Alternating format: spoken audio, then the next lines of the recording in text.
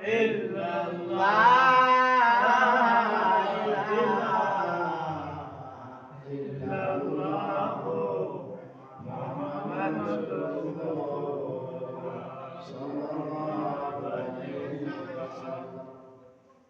কথাটা বলেছিলাম যে আল্লাহ রাব্বুল আলামিন আজকে খুতবার মধ্যে নেককার গণের মৃত্যু, নামাজের ব্যক্তির মৃত্যু আল্লাহ পাক কিভাবে জান কবজ করবেন, নেককার গণের মৃত্যু আল্লাহ পাক কিভাবে জান কবজ করবেন এই সম্পর্কে আলোচনা।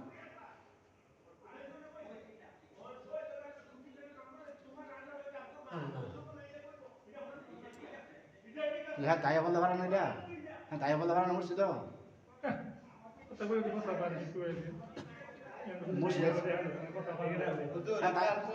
আপনার আলোচনা আপনি করেন, বাইরে বিবৃতি দেবেন না, মানুষ বহুত আছে। আয় বলতে স্যার মুর্শিদ কতদিন লোক গাইছে হৃদয় কামটা হৃদয় কামটা করতেছে। হ্যাঁ, এটা তো চুক্তি মাল মাত্রা বেশি তাহলে না চুক্তি দিলাম না, চেহারা নিজের বুঝি নাই সদ্য জায়গা যাই তাও আস্তে আস্তে তুমি আমাকে বিবৃতি দাও কেন? একটা কাজ করতে গেলে সময় একটু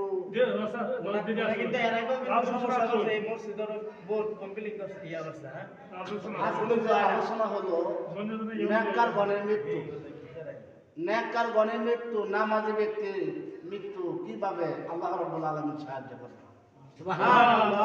আল্লাহ কিভাবে মানুষদেরকে সাহায্য করবে নামাজের ব্যক্তির রূহ, এই নামাজের ব্যক্তির রূহ জান কিভাবে আদরের ফেরেশতা জান কবজ করবে এই সম্পর্কে আলোচনা, এই সম্পর্কের বয়ান। এই নেককার গণের মৃত্যু আদরের ফেরেশতা যখন জান কবজ করবে, আল্লাহ রাসূল সাল্লাল্লাহু আলাইহি ওয়াসাল্লাম বলেছেন, যারা নেককার মানুষ মৃত্যুবরণ করবে ওই লোকটা জান এমন ভাবে কবজ করা হবে মনে হয় এই মাত্র ঘুমায় গেছে। সুবহানাল্লাহ, এই মাত্র ঘুমাইছে।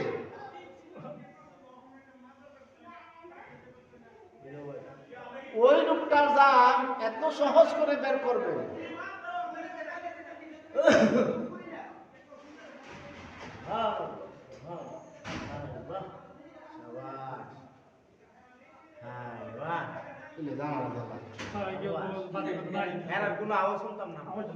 যেই কথাটা বলেছিলাম যার কিভাবে আদরের ফেরেশতা নেককার গণের রূহ কবজ করবে, নামাজের ব্যক্তির রূহ কবজ করবে এই সম্পর্কে বয়ান।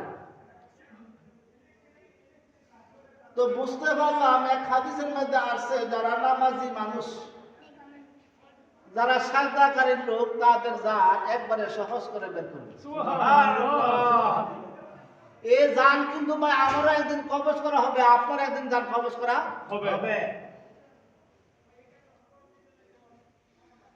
আল্লাহ রাব্বুল আলামিন মর্যাদা দিয়েছেন, সম্মান দিয়েছেন নামাজি ব্যক্তির জান কবজ করা। সুবহানাল্লাহ, আল্লাহ রাব্বুল আলামিন যারা আমাকে সাজদা দিল, যারা আমার ঘরে যায় নামাজ পড়লো, এটার গুণ আছে না নাই? আছে।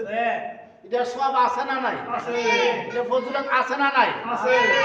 আল্লাহ রাব্বুল আলামিন জানায়া দিলেন যারা নামাজ পড়ে, যারা নেককার মানুষ, যারা মুত্তাকি মানুষ, যারা পরহেজগার মানুষ, যারা আমলদার মানুষ, তাদের জান একবারে সহজ করে বের করা হবে। সুবহানাল্লাহ, মনে হয় ওই লোকটা দুনিয়ার মধ্যে এই মুহূর্তে ঘুমায় গেল। সুবহানাল্লাহ, আল্লাহ রাসূল সাল্লাল্লাহু আলাইহি ওয়াসাল্লাম বলেছেন নেককারের রূহ একবারে সহজ করে বের করবে। সুবহানাল্লাহ, কঠিন হবে না, কষ্ট হবে না, কারণ আলাদা মর্যাদা আল্লাহ পাক দান করেছেন। সুবহানাল্লাহ, আলাদা মর্যাদা দিয়েছেন, আলাদা সম্মান দিয়েছেন নামাজের ব্যক্তিকে। ওই নামাজের ব্যক্তির সম্মান দিয়েছেন এই কারণে আল্লাহ রাব্বুল আলামিন জানায় দিলেন, বান্দা তুমি যে নেককার করেছো তুমি যে সাজদা দিয়েছো, তুমি যে ইবাদত বন্দি করেছো, তুমি যে আমল করেছো, সব কিছু আমার জন্য। আমি আল্লাহ যদি তোমার দয়া না করি, আমি আল্লাহ যদি তোমার সাহায্য না করি, আর কেন সাহায্য করবে? ও বান্দা, তুমি তো আমাকে সাজদা দিয়েছো, আমার ইবাদত করেছো, আমার গোলামি করেছো, আমি আল্লাহ তাআলা তোমার ইবাদত গুলার বিনিময়ে তোমার জান একবারে সহজ করে বের করব। সুবহানাল্লাহ। যে নেককার বান্দার কাছে আজরাইল ফেরেশতা আল্লাহ রাব্বুল আলামিন জানাইয়া দিল, ও ফেরেশতা যাও আমার অমুক বান্দার কাছে যাও, কবর কি পহিলি রাত একটা কিতাব আছে, কবর কি পহিলি রাত একটা কিতাব আছে, ওই কিতাবের মধ্যে লেখছেন এক বুজুর্গ ব্যক্তি, খুব আল্লাহওয়ালা মানুষ, খুব আল্লাহওয়ালা মানুষ, নামাজি মানুষ, দিনদার মানুষ, আমলদার মানুষ, খুব পরহেজগার মানুষ। উনি সব সময় আল্লাহর ধ্যানে থাকতেন। এই সব সময় আল্লাহর ধ্যানে থাকতেন। উনি আল্লাহর জন্য মশগুল ছিল সব সময়। উনি আল্লাহর জন্য মশগুল ছিল, আল্লাহর জন্য পাগল ছিল। লোকটা নাম ছিল হযরত তামিম রহমাতুল্লাহ আলাইহি। ওই বন্দার একদিন আল্লাহ বিপদে ফেলাইল। মানে আল্লাহর উদ্দেশ্য হলো, দেখি আমার বন্দারে বিপদে ফেলাইয়া আমার ডাহেনি। কবর কি পহিলে রাত, ওই কিতাবের মধ্যে লেখছেন ওই বন্দার আল্লাহ পাক বিপদে ফেলাইল। এমন মুসিবতে ফেলাইলেন, এমন কষ্ট দিলেন লোকটারে, অনেক দিন ধরে অসুখের মধ্যে লোকটা ভুগছে। মানে আল্লাহ পাক পরীক্ষা নিলেন, দেখি আমার বান্দারে অসুখে ফেলাইয়া আমার ডাহেনি, আমার ইবাদত করেনি, আমার গোলামি করেনি, আমি আজকে ওই বান্দারে পরীক্ষা করব। তখন আল্লাহ রাব্বুল আলামিন হযরত তামিম রহমাতুল্লাহ আলাইহি উনিরে অসুখের মধ্যে ফেলাইল। অসুখের মধ্যে ফালানোর পর ওই বান্দার জোরে জোরে ইবাদত করে, ওই বান্দার বেশি বেশি করে সাজদা দেয়, ওই বান্দা বেশি বেশি করে কোরআন তেলাওয়াত করে, ওই বান্দা বেশি বেশি করে জিকির করে, ওই বান্দা বেশি বেশি করে দুরূদ শরীফ পাঠ করে, ওই বান্দা সব সময় উঠতেও আল্লাহরে ডাকে, বসতেও আল্লাহরে ডাকে, সব সময় আল্লাহরে ডাকতেছে। তখন আল্লাহ রাব্বুল আলামিন জানা দিলেন, হে আজরাইল ফেরেশতা, আমার বান্দারে পরীক্ষা করলাম, তুমি যাইয়া জান কবজ করো। সুবহানাল্লাহ। আজরাইল ফেরেশতা ওই বান্দার কাছে আসলেন। আসার পর জিজ্ঞাসা করলো, হে আল্লাহর বান্দা, তোমার জান কবজ করবার জন্য আমি আসলাম।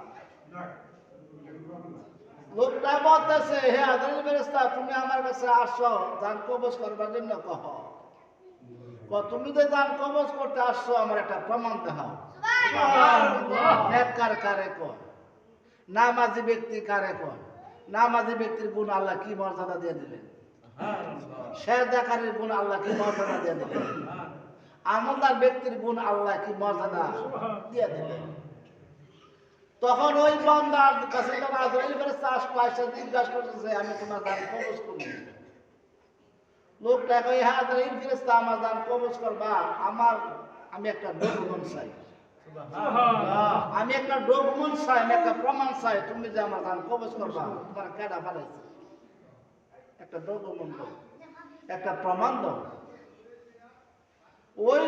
ওই ফেরেশতা এই কথা শোনার পর বারে আল্লাহর কাছে আবার গেলেন, হে প্রভু, আপনার বান্দার কাছে আমারে পাঠাইলেন, আপনার বান্দার কাছে আমি জান কবজ করব, প্রস্তুতি নিলাম, আপনার বান্দা আমার কাছে প্রমাণ চায়।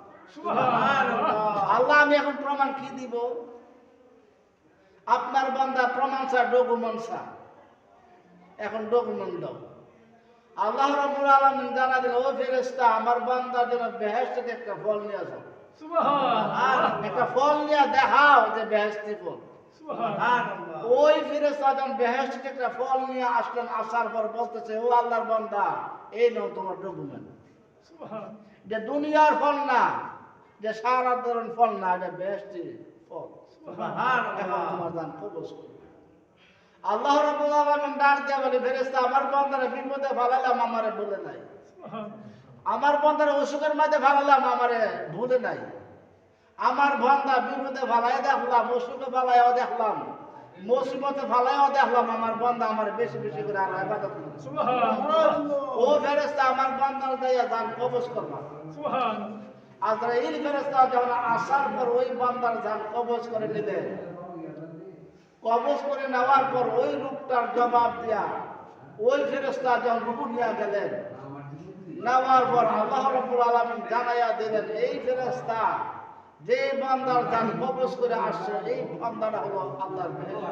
সুবহানাল্লাহ, লা ইলাহা ইল্লাল্লাহ, লা ইলাহা